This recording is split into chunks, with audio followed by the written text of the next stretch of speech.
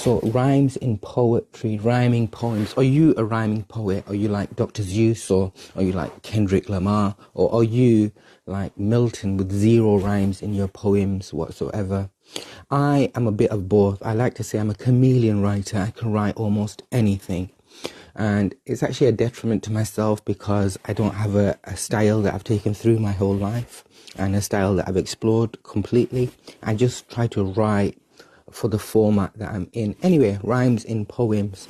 So a lot of people ask whether rhyming in poems is good or bad, but it's a really nuanced question. It's like wearing a piece of clothes. Are your clothes good or bad? Maybe sometimes they're comfortable, stylish. Maybe sometimes they're wasteful. Maybe sometimes they're just awful.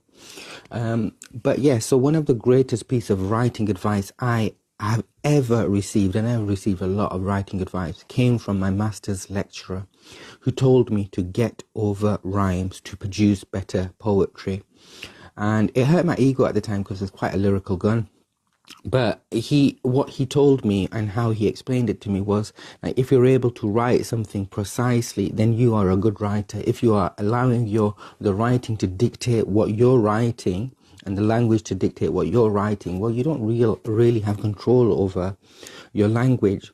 So, coming back to that idea then, why am I using the rhyme in the poem? I started to understand that it's just a tool, just like simile is and assonance is and meter is and all of these literary things, hyperbolic kind of expressions. But so we start to understand that maybe rhyme can be used for good. I mean, Shakespeare built his whole portfolio on it, every single play. Hip-hop would not even exist without it. I mean, you can build whole worlds through rhymes, but rhymes can also be like a prison. They can also, like I said, dictate your work for you. They can force you into something that perhaps you don't want to say. They can be forced. They can be like the poem is working towards a rhyme rather than the rhymes working towards the poem.